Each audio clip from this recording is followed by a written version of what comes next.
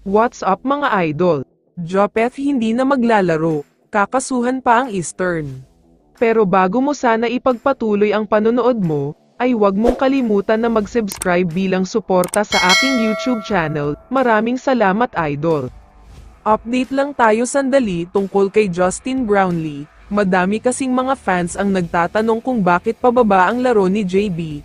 Hindi naman masyadong mabigat ang minuto na ibinibigay sa kanya ngayon, pero bagsak ang laro niya.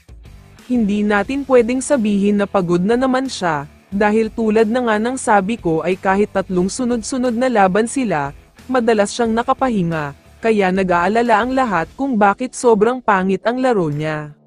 Siya ang may pinakamababang field goal percentage, 6 out of 23 lang ang shooting niya, at 0 out of 6 naman siya sa 3, sobrang malamig talaga at walang nagawang maayos. Pati sa free throws ay puro mintis din.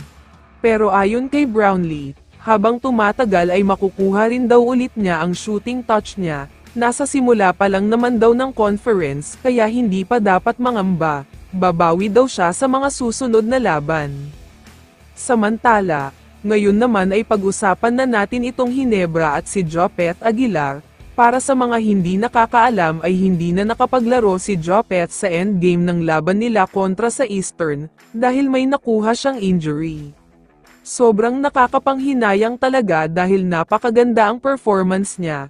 Vintage Jopeth Aguilar nga ang napanood natin, pero hindi niya natapos ang laro dahil tila groin injury ang nangyari. Masakit talaga ito. Pero ayon sa mga kumakalat na post, mukhang hindi daw maglalaro ng ilang games si Aguilar para sa Ginebra, dahil kailangan daw niya ng additional time para makapag-recover, lalo pat hindi basta-basta ang injury niya. Ito pa ang mabigat sa balitang ito, ayon sa mga source ay kakasuhan daw ni Aguilar ang Eastern, sila nga daw ang dahilan kung bakit nagkaroon siya ng injury, masyado daw pisikal ang mga ito at hindi man lang humihingi ng sorry.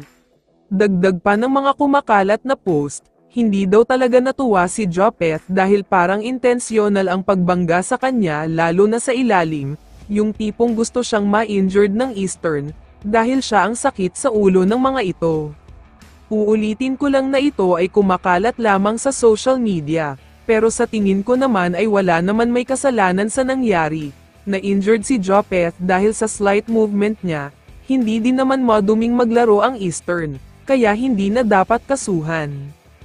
Kaya naman kung ikaw ang tatanungin idol, ano ang masasabi mo sa balitang ito? I-comment mo naman ang sagot mo sa tanong na ito. So dito na nagtatapos ang video na ito. Maraming salamat sa pagsuporta at panonood mga idol. Ingat at bye-bye.